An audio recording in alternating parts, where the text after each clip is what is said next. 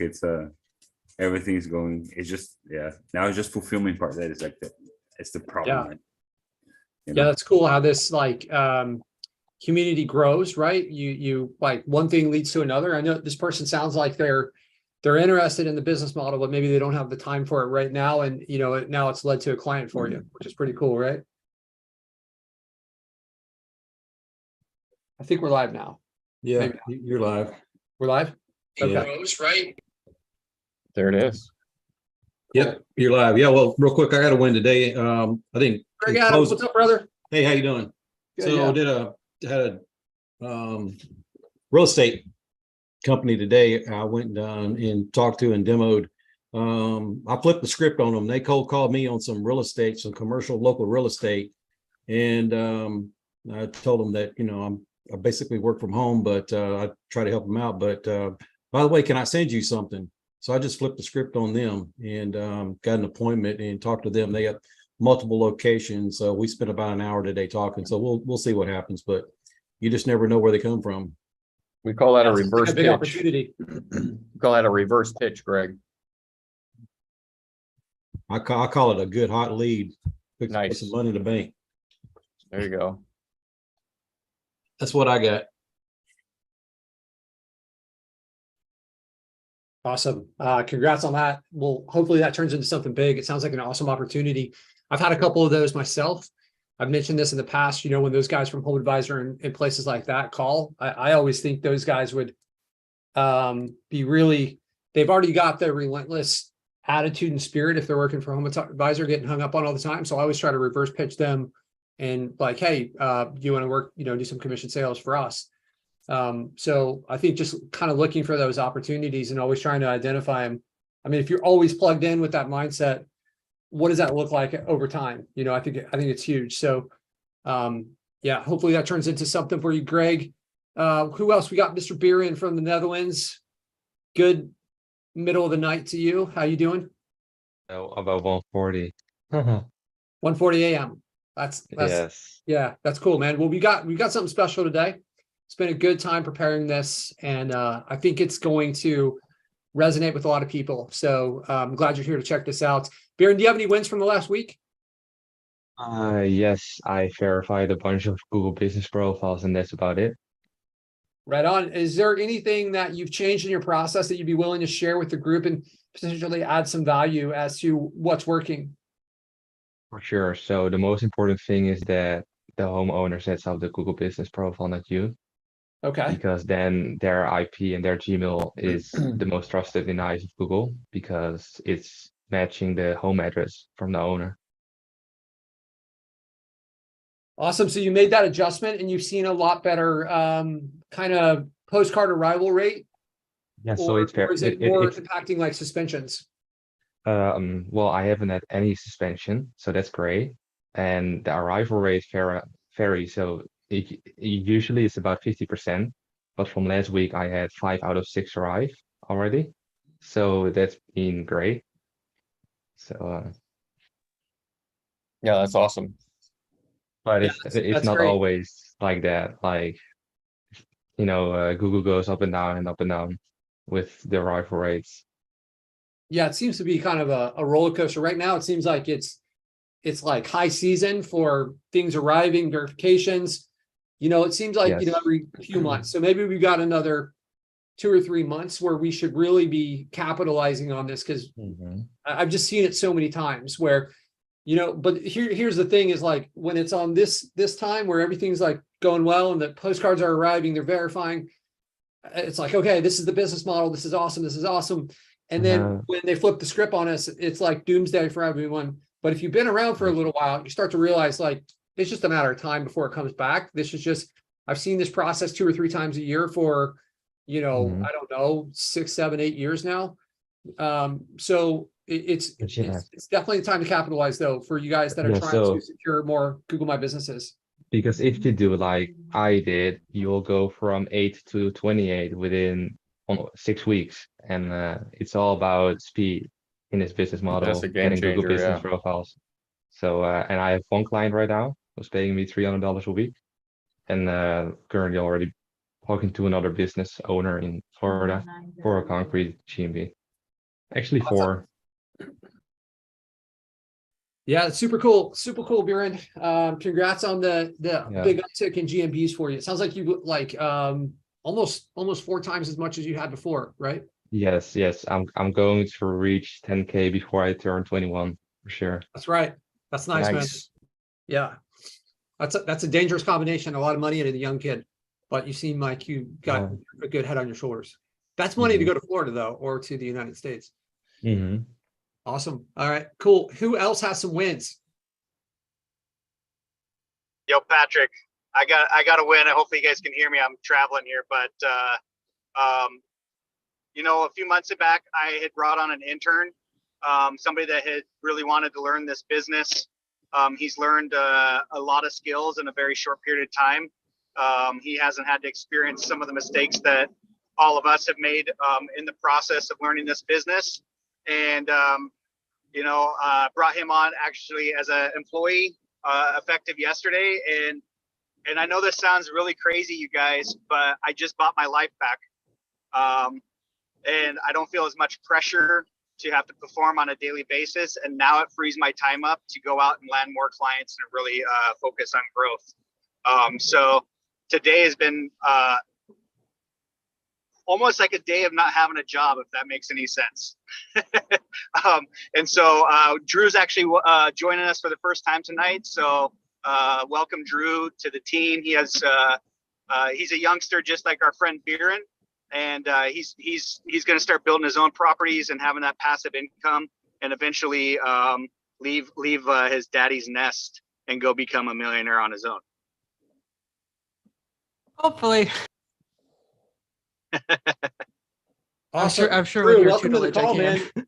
Yeah, Drew, you're in a great spot, man, to kind of get this exposure at that age. It's the same situation for Biren, and one of the guys that's been with me on my team for the longest, I hired him when he was 17, and we worked side by side building this agency for 2.5 years in my office every day. And I think it's really had a positive impact on him and his growth. And I'm excited, man. It's really cool. How old are you, Drew? I just turned 23 this month. Okay, right on, man. This is a good time, man. And this, like, I think a lot of these people will agree. I don't have anything against college. I went and I spent my time there and got my degree.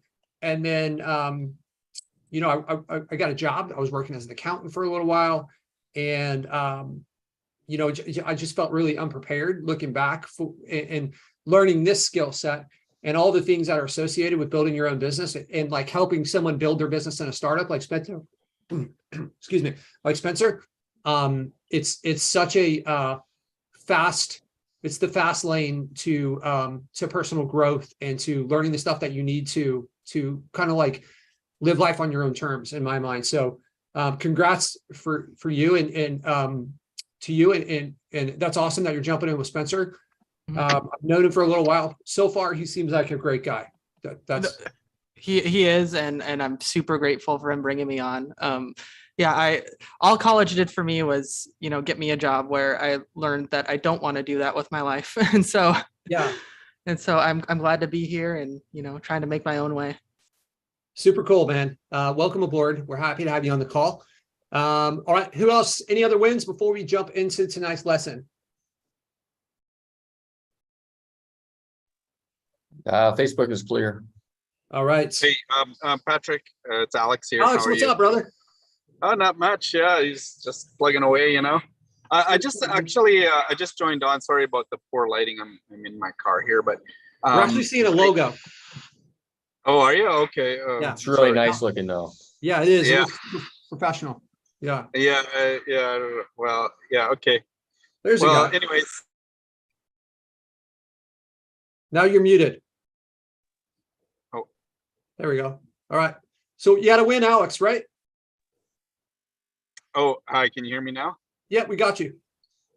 Yeah. So, actually, yeah. I mean, I did have a bit of a win. I had a meeting today with a spray foam company here in Calgary, and I mean, it's not ideal. Like they were really hung up on the commission, kind of deal. So I sort of agreed to it. But they're like one of the biggest companies here in Calgary. And I know that they close a lot of deals. So I feel like I'm going to be able to capitalize on it. But I was just wondering what your thoughts are on like commission type deals in this business. I know you've said that they're not ideal and the flat fee model is better, which I agree, but I don't know. I feel like they just weren't going to go with the flat fee deal. And I told them, well, we can try the commission model like for a month kind of thing and see how it goes. And then I'm hoping maybe eventually to convert them to a flat fee. I don't know what your thoughts are on that. Yeah, I mean, I think it's okay for 1 month, and I would frame it that way at the beginning. I think it's really important to kind of set some ground rules early. You know, there's this kind of it kind of reminds me of dating, right? When we're in high school, or maybe when we're 23, 21 years old, right? We are trying to go out and ask this girl, and when she says no, it makes us one or more. And you know, the girl that is like getting with all the guys, we don't really like her so much. And when you're in these sales conversations, and when you start to show up that way to them, where you're letting them dictate the rules, then they perceive your value differently. So if you're going to go with something that is not ideal for you, you need to frame things, and this positioning needs to happen at all times in these conversations with clients. So this is how it could look, is look, you know what, we're really good at what we do, and you guys seem like you're great at what you do. And I know that you don't know us, and we're just kind of learning each other. So for this month, we'll make an exception where we'll go with, you know, the commission, but that's not how it's going to work long-term for us. And I get it. If that doesn't work for you, then we're probably not a great fit. And, you know, we really draw a hard line in our business. And it's kind of like this analogy of your agency, it's your bus, and you set the rules of the bus, right? And sometimes these clients are going to come in here and they're going to try to drive the bus, and you're not allowed to drive our bus. This is our bus. These are the rules of the bus. If you don't want to be on the bus, you can get off the bus. And if you have kind of, for us now, it's like, look, we've got people lined up around the corner, wanting to get on this bus, and we only have a few seats. So the people that are going to get on our bus are the ones that are going to play by our rules. And the reason that we have people lined up around the corner is because we're great at what we do. And look, we could try it out 1 month, but we're not going to be doing commission long-term. We can build some trust this month, but at the end of this month, on, you know, December 16th, I bill all my guys to the 1st. So that makes but you get the point. Like on December 1st, we're going to be switching over to the flat fee, or we can do a pay per lead, right?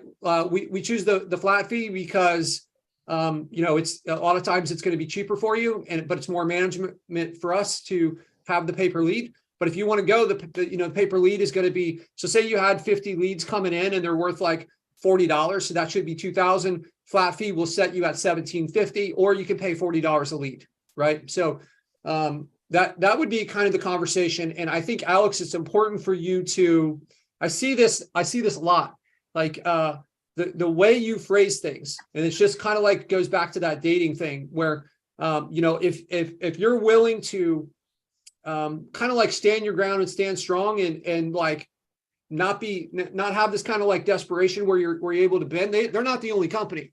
They're the commodity, right? You're the specialist here that's bringing in the business that can blow up their business. They're the commodity.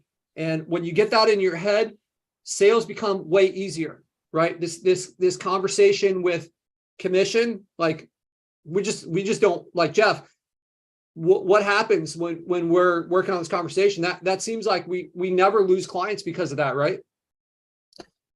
As far as like offering that, or yeah, not when people are offering, that? sometimes people are pushing for that, and like we just don't accept it, and pretty much all the time they're still our clients. That's my perception. Yeah, Jeff? Or either they vibe out, one of the two. You know, they're either going to become, yeah, they get off the bus, and you know, whenever I've tried to do it on a trial basis, if I've had like a really complex deal to sell, like just depending on the location, the niche, the lead volume coming in and all of that, I've tried it a couple of times, just like on that, 1 month sort of entry level type of a situation, and it just never works out. It never, ever works out. So yeah, a lot of that's my times take these on people it. are going to be the ones that are going to cause problems later on, and their desire to be on a commission is a lot of times coming from a scarcity mindset, and that's not going to change. See, here's somebody over there grinding on stuff. Who's doing that? Let's see. I don't know. I think it's gone. Okay, got it. Okay, so I think it's important to set the rules, look out for those red flags, and I've told the story a few times. We had a guy that kept reaching out to us and try to circumvent Jeff and go right to me. He said, I want to talk to a decision maker. And at some point I just said, hey, you know what? Let me refund your money for the last couple months for what you've paid. And we'll just go our separate directions, because this isn't a good fit. This isn't how it works for me. And now it's been almost a year and I haven't heard from this person. He always goes through Jeff now. So I was ready to kick him off the bus. Right. So. And he's much nicer to me, and he listens to what I say. Yeah. So that framing has to happen at all times, especially in the beginning of the relationship. We have to set the parameters of the relationship, and we can't let people slide, because if you give them an inch, they're going to try to take a mile, or if you're in Canada, a kilometer. Right. So, all right, Alex, does that give you some clarity on that? Yeah, that's great, Patrick. Yeah, I told him we'd give it a month and see how it goes, and then but I wanted to monetize the site, so I was eager to kind of get them on board. And like I say, they're very good at closing, and I know I could still make some money from this deal, even if it is a commission. But yeah, I told him we'd give it a month and see where it goes. Yeah, try it out and see what happens and report back. I'd love to know too, because I've been in those situations where I'm ready to monetize the site, and I have somebody who I think could be a perfect person, and they're only willing to do spiff or whatever kind of deal, and I'll give them that kind of leeway. And like I say, I just never have had it work out long term for sure. Yeah, like one of the things to keep in mind is, like, let's assume that they're 100% honest, and that doesn't mean they're 100% organized. And that disorganization, you're going to be the person that loses when this deal that should have been yours doesn't get attributed to you. You lose every time, and it's like the combination of those two. It just seems like it never works out in our favor, and they love it because there's no risk for them. But let's just like agree as a group and as whoever's watching this call to like hold ourselves high and really understand our value that we have and that we can provide to these people, because it is tremendous, right? What we do is, like, I mean, we have clients that say, like, hey, if I ever lose you, I'm going to go out of business, right? That's the power we have here, right? And we're not asking for some exorbitant fee. We're asking to be treated fairly. So, imagine them coming and saying, like, hey, we'll go ahead and install the spray foam in here, and I'll pay you if I like it, right? Like, that's just like, no one else operates that way. Why do they expect us to? It doesn't make sense. And for this commission person, for the first month, track their leads really closely. What is their close rate? You need to know that, right? And I would check in with them probably once a week to just like, hey, how's it going? How are these leads turning into? Just let them know that you're paying attention, Okay, cool. Great. So, I'll do that. I'll let you know how it goes. Yeah, absolutely, man. Cool. All right. So any other wins? I'd also make sure to sorry, Patrick, I'd also make sure, Alex, if you're running everything through LeadSnap, make sure you're listening on to those phone calls, because I know you can tell what a closed deal kind of sounds like, more than just obviously a hard no. You'll be able to track things that way as well, to keep them honest. Hey, I listened into this phone call with John Jones, and sound like it went really well. How'd it go? That way they know you're listening. And if they know you're listening, they're less likely to screw you. Yeah, great advice, Spencer. I'll definitely do that. All right. I want to jump into it because we have, I think, a pretty lengthy thing, and Jeff is trying to enforce a hard 1 hour stop today because he is in Mexico. Jeff, do you have any wins to share? Personal life, roaming around Mexico for 3 weeks. Yeah, man. I mean, that's a huge win for me to be able to have the laptop freedom and lifestyle of coming down here and taking a little bit of time off, and also working along the way and just dropping back in whenever I have Wi-Fi. That's the only real challenge, but it's a huge win to be able to do something like this and take a trip like this and, still like be able to work. It's not just like a 2-week vacation a year type of thing. I was able to come down here and do some pretty amazing things, and still down here until Friday when I come back. So yeah, it's been awesome. It's a huge win. Super cool, man. And despite what it might look like, he's not in a Mexican jail. That is not a jail door behind him. He's had some. Yeah, no, thankfully not. Yeah, and for sure. I actually got to meet James in person. James typically in Colombia, but we happened to be in the same mastermind for a week, and that was super cool to connect with him. I love connecting with you guys from the group. Super nice guy. James could be, there's some potential for that we're working through to have an offering come into the group. So I'll drop that more if that plays out. But you guys, James is a great guy. Definitely connect with him. All right, let's get started with this because I think this is cool. I think you guys are going to like this. We worked really hard on this. For me, and I know for Jeff, this really resonated with us. So Jeff, give me a thumbs up if you can see my screen, which I'm attempting to share. All right, entrepreneurial personality type, guys. Okay, so this isn't something I came up with. This is actually Alex Sharfin, who Jeff and I met, and he was a speaker at an event that we were at. I'm in conversation with him, some potential to try to get him onto a call. So we're kind of like going back and forth right now. So I'm going to see if he can jump on one of these times and dive deeper into this. But I've been through this book. I really resonated with this. I heard this guy speak.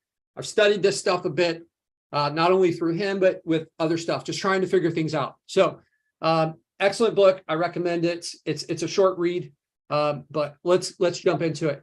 So let's see here. All right. So entrepreneurs, these guys, entrepreneur personality type. So the entrepreneurs are, the way he describes it is they're the evolutionary hunters, right? The tribes used to know them as the hunters, right? These guys are the people, we know these people. I'm one of these people. I think a lot of you guys are these people. I wake up, even if I haven't had a lot of sleep, I'm super energized. I'm ready to go. I'm excited. I'm like hardly ever been depressed in my life. Always want to do stuff. Always feel like naturally inspired. They're hardwired to care and constantly think about how to make things better. So this is absolutely true for me. I know that it's true for a lot of you guys. Like we're all working on processes. Baron is sharing how he is like testing things to get his GMB process dialed in. I know James has built something to try to make things better. Like a lot of you guys, I think are just kind of wired this way, right? So you guys ever had this where we land the client and we're working towards a goal. I want to get to 10K a month. And as soon as we get there, we're already focused on 20K a month, right? This is that we go and we have this epic battle with the woolly mammoth and we're like dragging him and we just barely get him into the cave and we're already thinking about our next hunt, right? That's that mindset. The hunters now are not like they used to be, this required element for the tribe, but that's the mindset that we share with those people, right? So this is the modern day entrepreneurial personality type, right? So what is this? So I'm going to be referred to it as EPT throughout this. Entrepreneurial personality type. So it's a meta personality trait, meaning there's a wide range, just like friendliness. Some people are friendly, some people are not friendly, right? There's a whole range. So that's what a meta personality type is. And this is what entrepreneurial personality type means. This is what EPT means, right? So this is, I think a lot of you guys were way off on the extreme. And sometimes we don't really fit in society because most people are not entrepreneurs. It's a very small percentage, right? And there's a lot of things that have to be true for you to be an entrepreneur. And, I know Baron, like talking to you a few times, and I know this is true for Jackson and a few other people, you're surrounded by people who don't have the same mindset as you. And it can be alienating and isolating. So EPTs have a cognitive response to momentum when moving forward or backwards. So if we're not moving forwards as a group, EPTs, there's a problem, right? And that leads us to make some bad decisions sometimes. If we're moving backwards, then our life is kind of a wreck, right? So that's kind of like a defining characteristic for us. When we're moving forward and things are going great for us, we feel unstoppable, right? We feel like the whole world could be ours. We could do anything. We can climb the biggest mountain, right? And then when there's hindrance, like we're just kind of like, it's like we can't focus on anything. Everything is messed up in our life, right? Any of you guys, throw in the chat. I want this to be a little bit more interactive, whether you're on Facebook or whether you're in here. If you guys are resonating with this so far, throw it in the chat and let me know what you're feeling.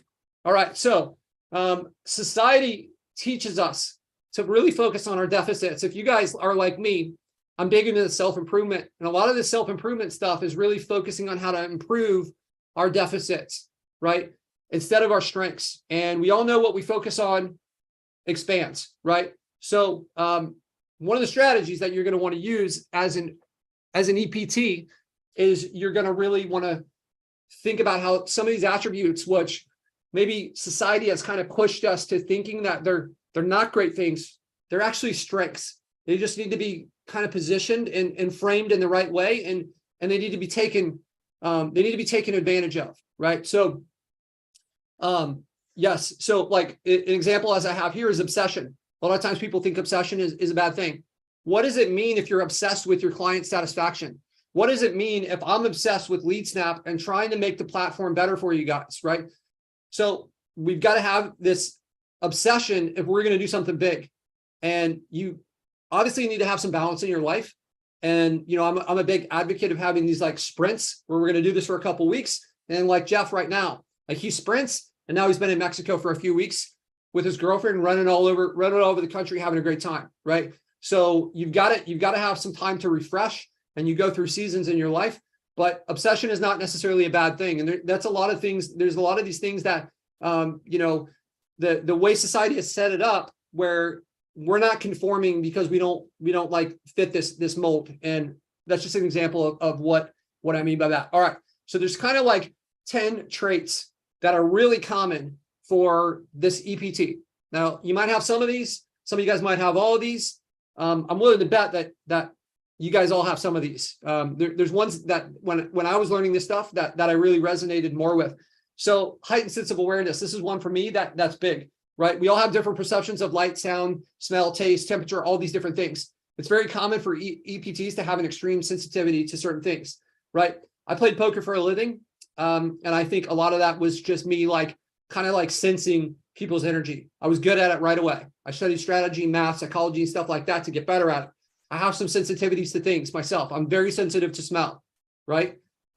There's like for cloth and clothing, I can't wear things that are hard and crunchy. Like everything has to be really soft. It drives me nuts, right? It's kind of like, I didn't really attribute that to anything, but apparently like EPTs, like we have a lot of this in common, right? This is a very common thing for us to kind of like have these like extra heightened sensitivity to certain things. Richard Branson, dyslexia, you know, he was constantly dealing with struggles. You know, he wasn't like a great student, and he focused on the process and like simplifying the process because he had to, right? And you see now he's like a multi-billionaire, right? One of the most successful entrepreneurs in history.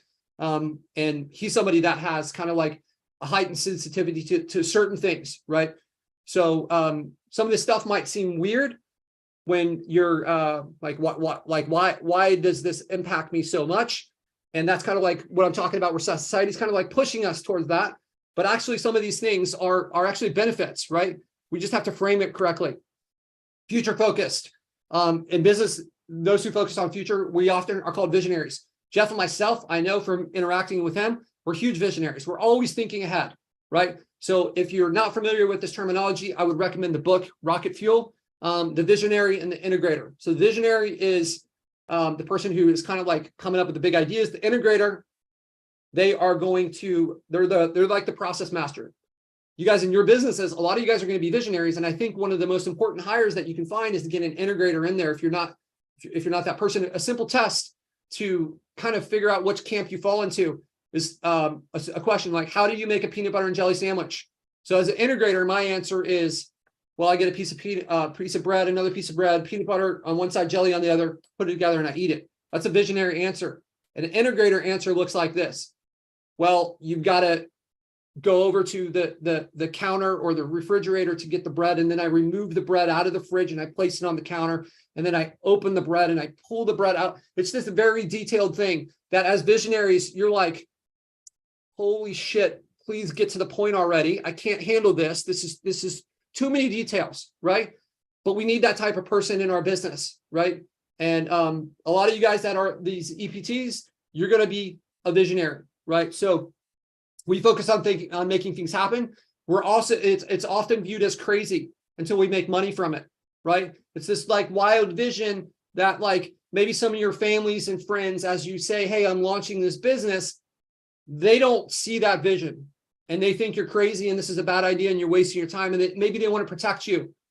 They don't understand your vision, right? Until you start to make money. It's the same way for me in my businesses. You know, my parents tried to talk me out of it, right? First course I ever purchased. Like, no, that's crazy. Don't do that. Well, now we've got, you know, years later, everything's worked out. They don't remember that advice, but I do, right? So Steve Jobs was obsessed with the future. You know, his famous quote, the people who are crazy enough to think they can change the world are the ones who do, right? That's a very future-oriented thought process. So Steve Jobs is somebody that is like a, you know, absolutely future-focused person. This is why we have all these amazing Apple technology, right? High processing capacity is often the most distinct differentiator. So these are the people that consume a ton of information. We're reading books, taking courses, studying things, articles, blogs. We're watching webinars. We're tuning in. We're taking all this stuff and we're trying to turn it into something, right? So this is a big differentiator. A lot of people don't operate that way.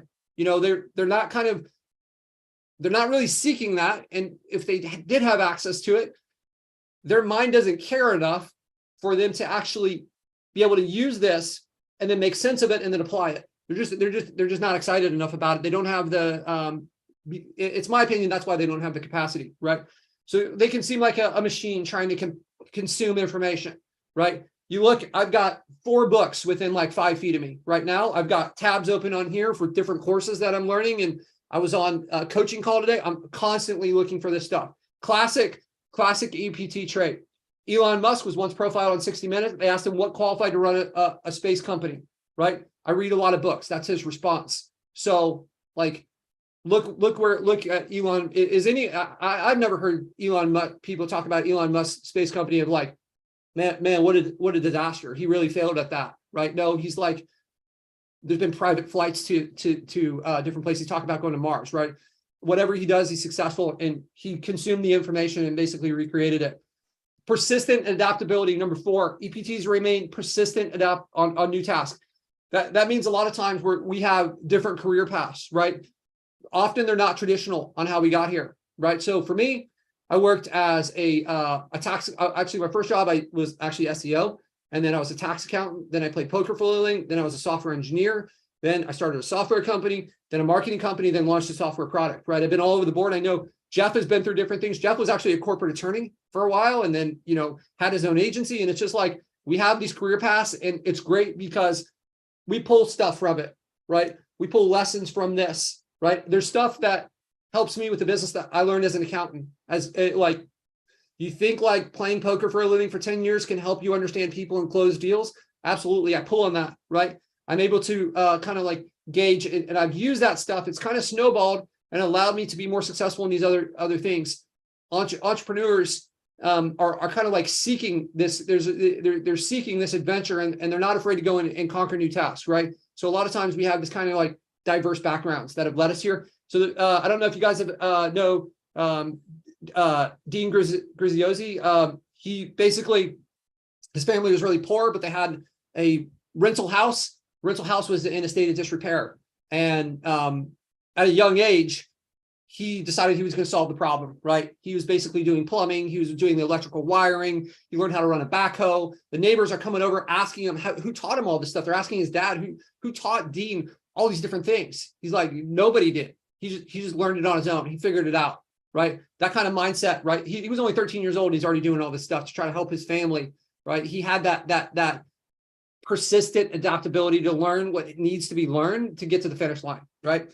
So we have an intense focus on results or a single outcome, right? Often EPTs will pull back and isolate themselves to focus on a result. So I myself, I'm an extreme extrovert. I love people. I love being around people, interacting with people, but I have no problem just saying like, nope, I'm going to go into the lab and I'm going to do what I need to do. I'm going to learn this stuff, right? When I was learning to be a software engineer, I wasn't interacting with a lot of people. I was in a house at the time that had 5 roommates, right? And I'm basically just put my headphones on. I ignored everyone. And I was like, I'm going to do what I need to do to get to where I need to go, right? So they're going to go to extreme lengths to reach their goal without success. So this is a part of really what I want you guys to realize here is the duality of all these different attributes, right? Without success, this can look like it's obsessive, combative, compulsive, antisocial behavior. But with success, then like, oh, this is just great. This person's brilliant, right? So just like understand that when you're getting some of that outside pressure, that there's a second side to it, right? So Robert De Niro, he's famous for this. He would immerse himself in characters. So for the Godfather movie, he moved to Italy for a while. He learned Italian. He like started like paying really close attention and even recording other people that were Italian that were speaking English from the area that he was supposed to be from. That's the link that he went to be able to play the role in a more authentic fashion, right? So that intense focus on where we're trying to go and kind of just deciding that, you know what, no one's going to stop me from getting there. I'm going to get there. I just don't know when, but I've already made that decision. Like I have the single outcome of where things are going, right?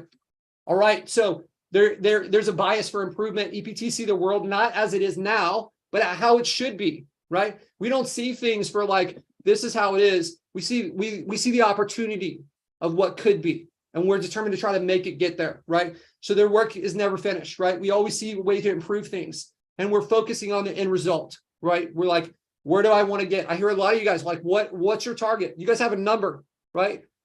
You're saying, I want 10K, I want 20K. You have a number in your head, right? We need that. This is going to be important because this can be something that we really struggle with as entrepreneurs is like identifying that end result, right? We've got to have that outcome to avoid some of the pitfalls that are associated with this EPT personality type, that the entrepreneur personality type, right? Okay, so Tim O'Brien, famous author, he wrote on like Vietnam and a bunch of these like topics, really, really like, one of a ton of words, a ton of like, like whatever, like the best stuff authors can get. He's got a lot of these, and despite that, he'll win these huge awards, and then he'll edit his book and re-release it. So some of his book, he's done this 9 times. I don't think he's ever published a book where he hasn't edited it, despite all the accolades that he's won for these books. He's just like constantly looking for improvement on this stuff. Nothing is ever good enough, right? That's a common personality attribute for this entrepreneur personality type. All right, number 7, experimental and experiential learning. Okay, so these guys, EPTs, we will take books and courses, but we really want to get our hands in there and play with things, right? Classrooms can be frustrating. We're trying to memorize things in standard tests. This is where we lose interest. This is where we're challenging. It's challenging for us, right? You guys wouldn't believe this, but I actually graduated high school. I think I had a 2.8. That was my GPA. I hated it. I couldn't get through the class, couldn't pay attention. I didn't see the application for it. And it was really a struggle for me, right? So by going and doing stuff, right? Like by going and building, like I didn't know that I could be a software engineer, but I started and I got in there and I started taking stuff. And then I was able to build a product. And then I didn't know I could build a software company, but look, here we are. Now we have users all over the world, right? So you get in there, you play with it, you experience it, right? And you learn from that. That's a very, a lot of people are afraid to do that. There's that scary part for them, right? That's not the case for the EPTs, right? Mark Zuckerberg is like obviously a giant EP entrepreneurial personality type. He basically, there was the first version of Facebook, the Facebook, right, was not super successful, and he saw a way to improve it, and he kept finding ways to improve it. Even within his company, he's famous for these hackathons. I think in the movie, they showed one of the hackathons, but a lot of the features that have come out of things have come from these hackathons where he's putting all this pressure on people to improve something in a certain amount of time, right? So a lot of these features have come away from Facebook, from these hackathons. If you guys dive into him and his story in the story of Facebook. All right, the perception of unique connections. These are the guys here from Airbnb, right? When the majority of people are united in one belief, it takes a special person to be like, you know what? I don't get in that camp. I'm not a part of that. I've got this whole other thing over here that I believe to be true. and I'm going to go with this, right? That's a special person to be able to think that way. So you kind of have this ability to perceive unique connections in the world through experiments and ability, and like these high sensitivities. This is where some of this high sensitivity stuff is coming into place. Some people are so just kind of in their own lane. They're not really paying attention. They're not aware of what's going on. If you don't have this awareness and this heightened sensitivity, your chance of being an entrepreneur is dramatically decreased. Like how can, if you can't tune in to these issues, then how are you going to have the idea on how to fix them, right? When I was trying to build LeadSnap, there were issues, right? I found like there was a lot of issues in the digital marketing space. The tools that I found didn't work right. They were too expensive. They didn't have the right functionality. The usability was terrible, or they didn't exist, right? So I felt that. I was tuned in with that, right? And it was a big deal. You know, Airbnb, they found these guys were traveling out to San Francisco and there's never rooms. And they understood that people do own places there, but there's no way to get access to them. They were kind of like tuned into this situation.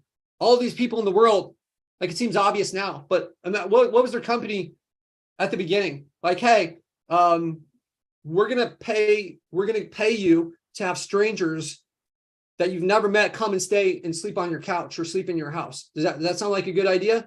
But they saw the vision, right? They felt it. They understood. They saw the connection that no one else could see. And, you know, obviously the rest is history. Airbnb, super successful company, right? All right. There's a drive for a gained advantage, right? How do I get ahead?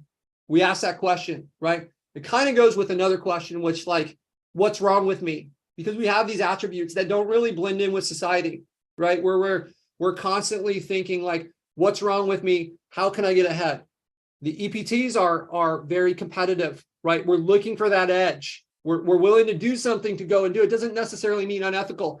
And it's not always about finding ways to increase our income, right? A lot of times this is just looking for an advantage. I'll tell you, the reason that I became a software engineer, when I started playing poker, or actually as my career in poker, I was getting tired of being in the casino. They legalized it in Nevada, so I was playing online. All of a sudden I had this opportunity to play online. The sites were terrible.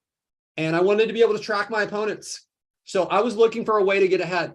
My first thing I ever built, I went and I signed up for, it was lynda.com, and I took online classes on how to build websites, then how to be programming and databases and this stuff. And I built a tool on how to take notes on other players. This was me trying to get ahead, right? And that's a very entrepreneurial attitude. I wasn't cheating, but I was building something to help myself, right? We gravitate towards things with the scoreboard. We're competitive people, right? This can often create the perception of somebody being cutthroat and only out for themselves. I think maybe we all know people that are this way. They're successful, but at what cost, right? So there's a balance there. This is a perception that people can feel from the outside where, hey, this person's willing to do anything for money, right? You as an entrepreneurial personality type, you need to be aware of this, and you need to like tame yourself and decide who you really want to be as a person. And like, just be cognizant of the implications of some of these things, right? We have a lot of opportunities to be jerks.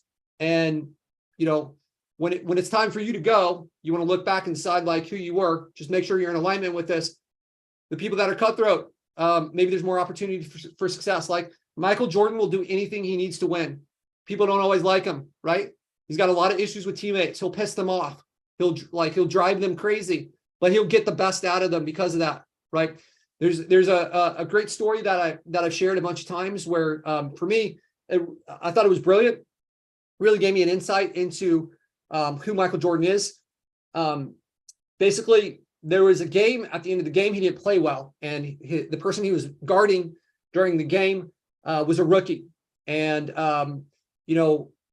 the second game, they come out and Jordan absolutely demolishes the rookie, and they ask him like, what changed? And he's like, when I was walking off the court in the first game, the guy said, nice game, Mike. And he taunted me. And, I can't let that fly. And the rookies team was all pissed off. And they asked him like, why the hell did you say that to him? This is like the best basketball player in history. Why would you say that to him? And he's like, I didn't say anything. I didn't say that to him. I really respect him. I would have never said that. The news media interviewed him. He's like, I never said that. They asked Jordan, did he say that? They're like, yeah, he absolutely said that. So, 2 decades later, they're interviewing Jordan again. They're like, hey, did this guy say this? He's like, no, he never said it. But he needed to get his mind to go somewhere so that he could be the person that he needed to be, right?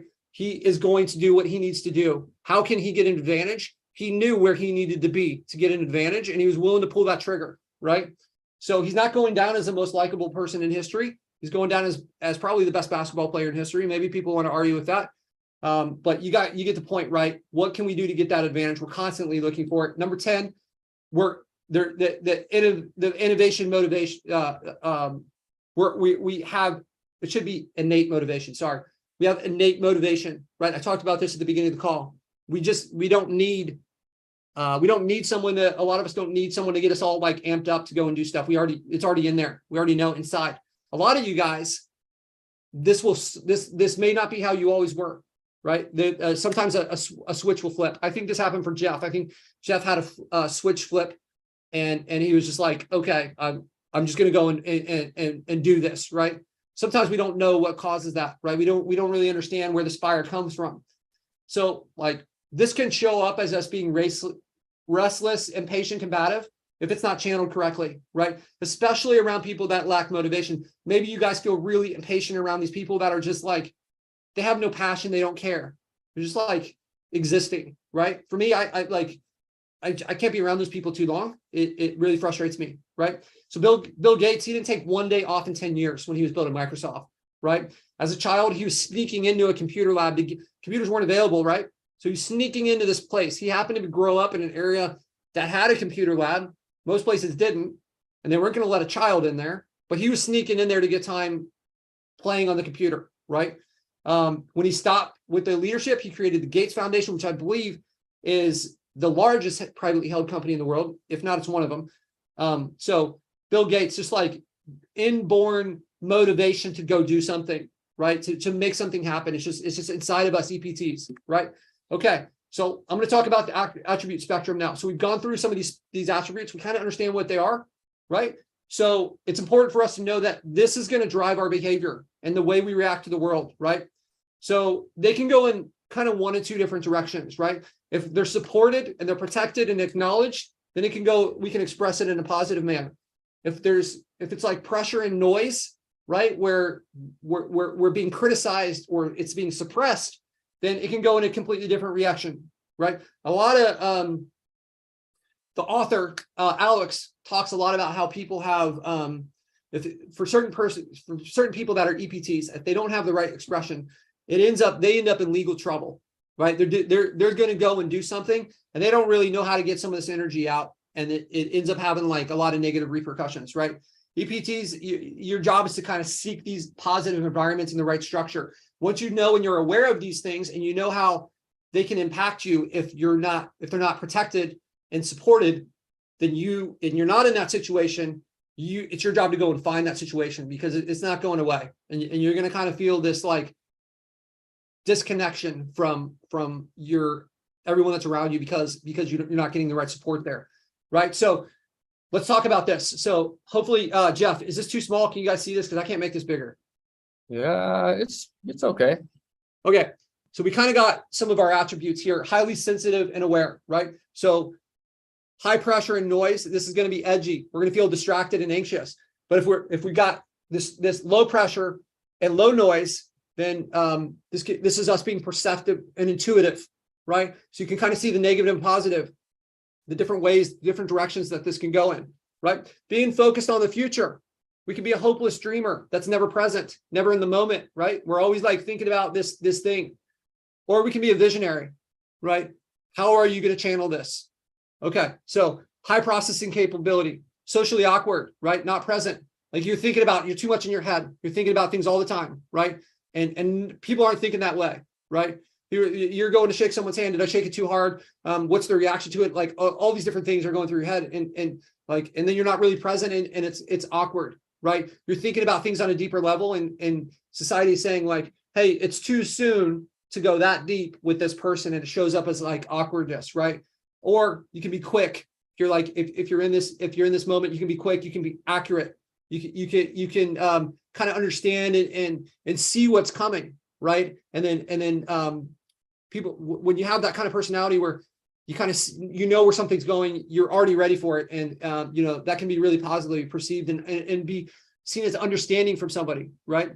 This persistent adaptability is constantly changing, haphazard, and risky, right? I talked about this a couple of weeks ago where we were talking about like the dabbler who's like doing this and then they go on to the next one and they start and then they go on to the next one, right? Or this could be someone that's capable and multi-talented, right? You got to have the positive expression for it though. Intense focus on a single outcome. So this can be exactly what I was talking about earlier. It can be obsessive and antisocial, right? We need to be aware of that, or it can be determined and committed, right? Some of the times the differentiator for how this is perceived is like, is there success associated with this? Man, that person built this and that's amazing. Like, how did they do that? Right? Well, they were like intense focus on a single outcome, right? Or I haven't seen this person in a long time, right? And maybe we're going down this rabbit hole and then we go down another rabbit hole, right? That's why we got to make sure we have this focus. This is what I was talking about earlier, where we have to focus on our outcome as entrepreneurs because we can get distracted, right? So there's a bias for improvement. So this is kind of like compulsively obsessive on things that don't matter. Or it's somebody that's constructive and creative and is actually making a change. They're making a difference, right? Experimental and experiential learner. You can be slow.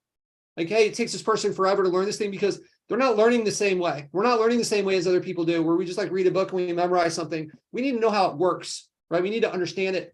And when you take that attitude, the level of actual learning and retention is so much higher, right? And when you get in there and you play with this stuff, you can actually learn really fast, right? So and be effective. But if you have all the stress and pressure on you, then that's not how it's going to show up, right? There's all these distractions, people telling you shouldn't be doing this. Like, it's not going to show up as you're learning quickly and effectively, right? So a drive for a gained advantage. We've talked about this, both sides of this already, right? It can be super cutthroat, but it could also be a way to get leverage. And leverage doesn't mean a bad thing, right? It can be like we can be helping more people, like all this stuff. I'm going to get into that a little bit more in a minute. This innate motivation, right? So without results, we can be restless and we can just like kind of be like this, like, caged animal that doesn't have a way to get out, right? I think this one right here is a lot where the people are having kind of that like legal issues. They're going and they're causing problems because they don't know how to, be more productive with it, right? They have no outlet for that. Maybe they don't have the right person that's kind of leading them in that direction, right? So, but when there is the right outlet for it, you got a go-getter who is going to be more productive, and they're just going to really create something special. All right, cool. So, did I somehow lose? All right, there we go. Entrepreneurial suppression, right? So, culture and our structure for humans, the goal is conformity, right? Whether you're in the Netherlands, you're in the United States, wherever you are. They all have the same goals. It's like, let's create a set of rules that are going to kind of keep people in this cage and march in the same line, because that's easier to manage, right? And this isn't getting into, just want to make clear, we're not getting into conspiracy theories or politics or anything like that. It's just like in school, they have rules. The rules are good. For most people, the rules are going to like make things better, right? This works great when everyone plays by those rules. But these rules are, as EPTs, these rules are kind of like negative and positive stimuli, right? When you're over there and you're working your ass off and you're obsessed about an outcome, like people will tell you that you shouldn't be spending your time that way. But when they see the amazing thing that you've done, right? The fact that we built this huge company, we got $50,000 a month coming in, we travel all over the world. Well, that's amazing, right? So I want you to be aware that there's both sides of this, right? And society's going to push you, and they're going to put pressure on you certain times. And you have to understand that, like, a lot of times this isn't coming from like a negative area. Even this is like your friends or family, right? Some of these people are trying to protect you, right? People that love you are going to try to suppress you. My parents didn't think that I could play poker for a living. They thought that was a terrible idea. Well, we got 4 houses, we did all these different things. They didn't think I could start a business. Now we've got multiple businesses, right? We've done great, right? So they were trying to protect me. They weren't trying to hurt me. I didn't know that at the time, and I took it personally, right? It kind of hurt, right? I still like have some things I like a little resentment where like, hey, why didn't you support me in this situation? But logically I can understand why they took that. And then there's other people that they have their own internal thing, and these people are actually like, they don't have enough belief in themselves, and they think that you're equals. So you can't do this because they don't believe in themselves, and they're going to pass that message on to you, right? They're going to suppress it, right? So a lot of these things with us trying to do it our own way, that's not how schools are set up, right? Like, this is how you do it. But you've all heard the stories of the people that the most successful people had problems in school, right? They failed out. They couldn't focus, right? So I would say there's nothing wrong with you. Probably there's nothing wrong. Like, if you got some other weird stuff going on, that's not what I'm talking about, right? But these personality traits doesn't mean that there's something wrong with you, right? So yeah, it's just not how society's built. They're not built for the entrepreneurs. They're built for the mainstream, right? Okay, so this is our downfall, right? The loops and spirals. Okay, so remember the hunter. He had a clear objective on what he was trying to do. It's very obvious. His job is to bring food back to the tribe, right? It's very clear whether he was successful or not. And the whole tribe, because this is a caring person, the whole tribe benefits from him. But now we're not hunters to the same degree, right? I'm not talking, like, obviously there's casual hunters, but we don't need to be hunters, right? We can go to the store and we can buy stuff, right? We can even have stuff shipped to our house, right? So it's important, as if you're an EPT, that you find this, you have your goal of what you're trying to accomplish, and you put your focus towards that, right? And you should write it down. This should be like exactly where you're headed, right? So this is what it is. I've preached this to you guys in the past. Like, what is your goal? Like, you saw Baron, that he I can't remember what it was. You're going to 10,000 a month by the time you're 21, right? Clear goal defined with a date and an outcome. That's his goal. That's what he's working towards. If you don't have this goal with a date and a number, and then you need to work backwards, how do you know if you're successful? How do you know what actions you need to take? Because you have no, like, if I'm just going to leave with my car and drive, I don't know where I'm going. How do I know if I'm there? And what are the steps I need to take to prepare myself to arrive at the proper place? As entrepreneurs, personality type, you have to define the goal. Otherwise, you're going to have issues. You're not going to get there. You're going to float around. You're going to get distracted, because we're going to panic that we're not moving forward, and we're going to start buying courses, and we're going to read books and do all these different things. But we have no goal. So how do we know that these things are taking us in the direction that we need to go to reach there? Right? You must define your goals clearly and judge your progress and judge yourself on the outcome to those. And what are you achieving? And it's okay if we miss our goal sometimes, right? We need to adjust. Why did we miss our goal? How are we going to improve from that, right? Okay. All right. So it's important for us, like, because of who we are, right? Our innate motivation is going to lead us to big challenges, sometimes more than one, right? Like trying to build a marketing agency, a software, and launch a coaching program at the same time, right? Who would do that, right? So someone who's an EPT, right? So there's two culprits for being overwhelmed, right? Number one, you got too much, you don't know the outcome. There's an unknown outcome. You don't know where your target is. So, like, that's frustrating. Like, I don't have a destination, and there's too much pressure and noise. You're trying to do too many different things, right? You're getting pulled in all these directions, right? We've got a business model that we know works. No matter what I say, people are going to go and try this, add this on. Like, we have one that works every time. So we could follow this, but because we have this motivation, we want to go and grab all these different things and try to force it into this. And then it causes us a lot of pressure. We're trying to do too many things at once, right? So when we have an unknown outcome plus pressure, it equals you being overwhelmed, right?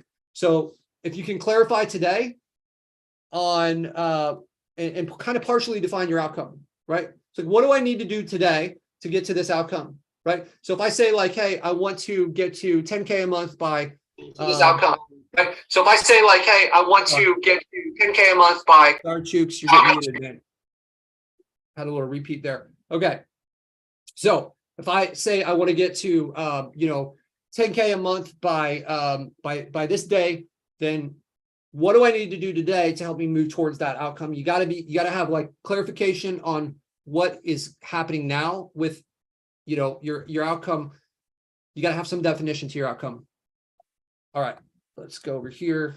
And so the evolution, what's wrong with me? How do I get started? So this is kind of like these questions. If we go through these, this is how it's going to go for you, or this is how it goes for a lot of people. I know some people, they kind of get stuck in these in different spots, but I've been through all of these personally. I felt this when I was reading this. I really resonated this. Is what's wrong with me and how do I get ahead? Those are two questions that I wanted to know right away. Like, why am I so different? Why do I often feel isolated with my ideas and what I want to do? No one else is thinking this way, right?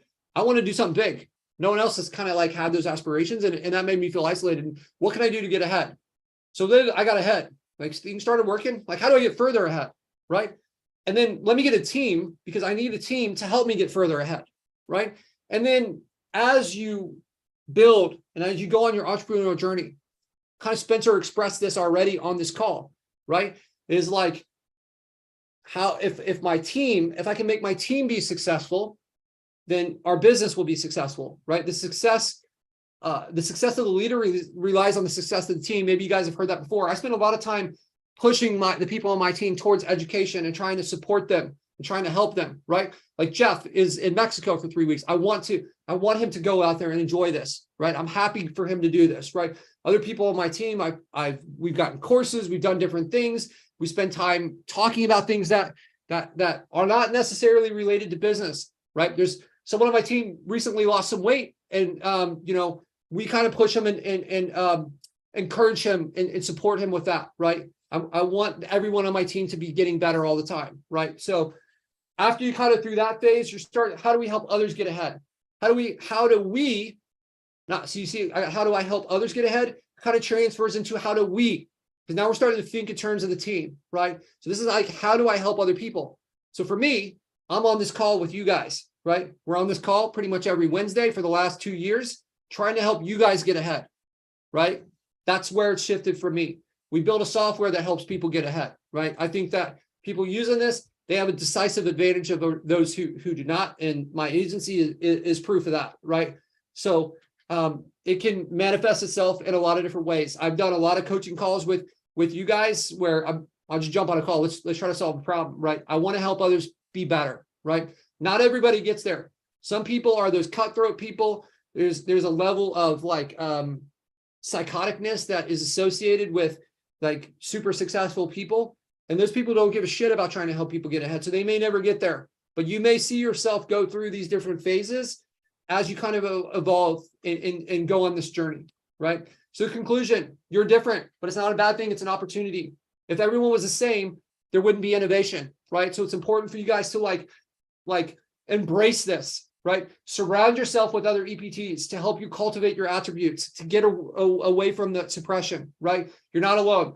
Avoid the loops and the spirals by setting a clearly defined outcome and reducing the noise, right? Absolutely important. And probably the most important thing in this whole thing is hang out with the LeadSnap community, right? Because this is full of other people that are like you, right? I know they're out there. People in this community are the coolest of them. So I hope you guys like this. I'd love to hear your guys' feedback. Does anybody have any questions, comments, or thoughts on this? I'll take we can do like 3. We'll do 3 if they're out there. I don't see any in Facebook. Okay. Did you guys get value from this? Yeah, it seems like everybody was engaged. 100%. Yeah, there you go. Baron, you have any shares from this? Any takeaways for you? Me? Wait. I'm stoked to read this book, Patrick, because I had it sent to me and it wasn't delivered until after I already left. So when I get back, I'm gonna definitely be reading it. Really small book, guys. It's small pages with big writing, really easy to get through, but don't judge a book by the size, I guess, right? There's a lot of great value in there. It looks like Sarah Bailey. Sarah Bailey, talk to me. What were your takeaways?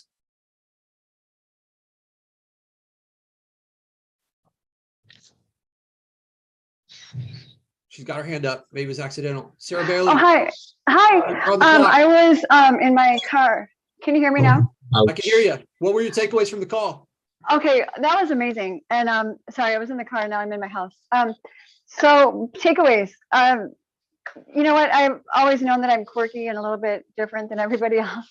And it's nice to know that I'm not alone, and that some of the things that you were saying, I totally resonate with. And it's just reassuring, like thinking differently, always thinking outside the box. Things are never good enough. Not that I'm not content with things that I have, but I always am looking for things to make them better and make it better for other people. How do I help people? How can I help others have success? And And it's great. Like, so thank you. And there's so many takeaways from that. Oh, you know what? The one thing that really resonated was the crunchy clothing and how you hate that. I'm like, I'm that way too. Like, I gotta have soft stuff. So and I was just at Old Navy and they have these like super soft shirts. I'm like, this is awesome. And there are no tags. So the thing about, I don't know how you are with tags, but I'm cutting tags off of everything because they always scratch me, right? Yeah, there seems to be a commonality in these weird quirks that exist on like a sensation level in one way or another for a lot of the people that are really these EPTs, right? I've got a lot of those. I'm really sensitive. I don't like light. I like things to be dimmer, right? It's just like when it's too bright, it drives me crazy. So yeah, Sarah, thank you for sharing. I'm glad that you got some impact from this. Look, you guys. Can I say one quick thing? A book, sure. That book, I totally want to get that book. And another one, I put it in the chat. I started listening to Sirius XM Grant Cardone's Cordone Zone. Yeah. And he talked about his Sell or Be Sold book. And when you talked in the beginning about adding value and knowing what your value is and sticking with your prices and don't go down in price, like he's like, you'll never, ever, ever, ever, ever win on price. You only win by providing exceptional value service, or you offer things like Russell Brunson talks about, like the value stack. You offer so much that nobody can compete with you because right. I mean, if you do that, you don't really have competitors, right? Like I know there's competitors out there right now, or people that view these competitor products to LeadSnap. And you know, I've really had a mindset shift in the last like 6 months around this. Is like, I don't really view these people as competition right now. Like they maybe the outside world hasn't adjusted to the adjustment that I've made internally, but we're gonna like when you're offering a lot more value to someone else, then like who is the competition, right? Does like Ferrari feel like they're competing against like Toyota Camrys? Probably not, or like a horse on a carriage, right? So you can separate yourself from a competition by just kind of like over delivering the value and giving such a high quality that you know, people stop really seeing you as competitors. So yeah, it's great. Those are great people to follow, and you know, Grant Cardone, obviously, you know, he obviously heard some of my messaging because it sounds like of course he must be one of your greatest followers because he's speaking I appreciate you know. Grant. Keep pushing the word. So thank you. Yeah, it's just great to have community and like knowing that you're different from other people. It's just what I think it's only like 5% of people in America are entrepreneurial. So that means almost everybody you come in contact with will not be. Right. So if surround yourself. Right number, it's 1 in 20, right? So so surround yourself with people who are like you, which is like your group. Absolutely. And I'm sad that Grant didn't show up tonight. So maybe we can get him on the next call. He texted me and he said he had some other stuff going on, so we'll get him on. But actually, I think there's a good chance that we'll, you know, I'm going back and forth. I don't want to make false promises, but I'm hoping that we get the opportunity to get Alex, the author of this book, to come on here and engage with you guys. He's an awesome person, gave a phenomenal speech, and we, Jeff and I were able to, I was able to connect with him a little bit. You know what? I wonder if you might be able to get a link that we could get the book from, and then he could see that, like, hey, look, my peeps, you know, I just sold 20, 50, 100 copies of it. Yeah, I was messaging with him earlier. I'll ask him if I'll throw it in the group. Most of the people that watch this call watch it after the call, so I'll throw that in there, and maybe that can be motivation. He seemed like he was somebody that's really, you know, like it's really important for him to have I mean, his book is all about trying to help people, right? Help. Yeah. Plus, then ripple effect. You know, you don't know how many of us will go out and share his book and what that might effect have on him. So cool. All right. Absolutely cool. Well, thank you for sharing, Sarah. Appreciate it. You're welcome. All right. If anyone else has a final share before we want to jump off here, otherwise, we will hop off. I want you guys to kind of like be more engaged in this stuff and share stuff. So if it's out there, let's do it. Otherwise, let's bounce, because I know Jeff has to finish painting the town before he bounces to Mexico. Well, one thing, you definitely kept me awake. I was, you know, very tired, like after 30 minutes already, but it was very interesting. So not as interactive, but it's like my body is setting me to sleep right now. I'm already awake since 6 a.m. Yeah, might be time for a little meditation. You know, for me, Yeah. after these calls, it's hard for me. I get all wound up and jazzed up on these calls, and it's hard to like, let me go to sleep now. I can't do that. Right. So, Baron, I appreciate you being on here, man. You always add value. So it's great. I'm glad that you got something from this too. And yes, the rest of you guys, let's have an awesome Jeff. Before we hop, I know Jeff, I want to hear a couple words from you because I know you and I talked about Alex. You talked about what it meant to you, and I'd love to hear your 2 cents on this, not only on this presentation, but also on you kind of experiencing this firsthand in life and what you got from it. From the presentation that he gave? Yep. And yeah, for sure. Yeah, no, I just identified a lot with him. I mean, I see myself in so many of the concepts that he was delivering when we heard him present about his book. And so that's why I wanted to buy it. And it's like I immediately, where were we? We were in San Diego, I think we saw him. No, we were in Austin. We were in Austin. We went to San Diego and then I came here. So I just haven't even had time to think about it again. But I definitely like followed him on Instagram and, you know, immediately connected to his message so much with what he had to say and the framework that he put in this. I think it's like really what the whole presentation, you know, is trying to let you know is that you are this way because you're different, and you are this way because you have gifts, and you are this way, and you need to realize that, have an awareness around it, and build the community and build tools to deal with it so that you can express it in the most powerful way possible and get the most benefit out of it, because otherwise you're just going to be miserable. And I know from my own personal journey, I was miserable through a lot of it. You know, I was a corporate attorney for 10 years and I was trying to be an entrepreneur inside of a very large company. And I'm grateful for that opportunity. But ultimately, the reason that I left was because of all the bureaucracy, because of all the backstabbing, and these people, all they care about is, you know, how close their office is to the corner office, or like, you know, who's has the right title, or what. It's like, who cares, right? I mean, it was just insignificant to me. So I just didn't get it. I couldn't connect. So when Alex gave his presentation at the event in Austin, it was awesome. And he lives there. So I look forward to connecting with him more there in Austin as well. So cool. Awesome. Jeff, thank you for sharing this. So for you guys that are on this call, for you guys that are watching this after the call, if you guys think somebody would benefit from this, just tag them, let them know. Let's spread the word, because I think there's a lot of misunderstanding about some of the things that we all have in common that outside of the entrepreneur world, no one else really feels this way. So let's move things forward together. So spread the word. And like always, next Wednesday, actually, I'll post in the group. We're probably 50-50 to have that call. I might, it's the day before Thanksgiving, right? I got family that I'm going to be with, you know, and I don't know about you, but we're spread out and we don't get to see them a lot. So I want to make sure I maximize that time, but I'll post in the group and either cancel or I'll put out the event for next week. But you guys either have 7 days, you have 14 days to create some wins, to take some action, right? Let's make some stuff happen. I'd love to hear new idea in the Facebook group. If you got some goals for the next seven days, what are they? I'd love to hear it. Let's support each other. Let's help each other move forward. So Baron, I know you've got some goals. I know the rest of you guys on here have some goals. If you're okay with sharing them, share them. Let's support each other and let's move things forward together, guys. You guys have a great week. And if I don't see you before then, have a happy Thanksgiving for you Americans. And all right, you guys, we'll see you in the group. Thanks a lot. Take care. Adios.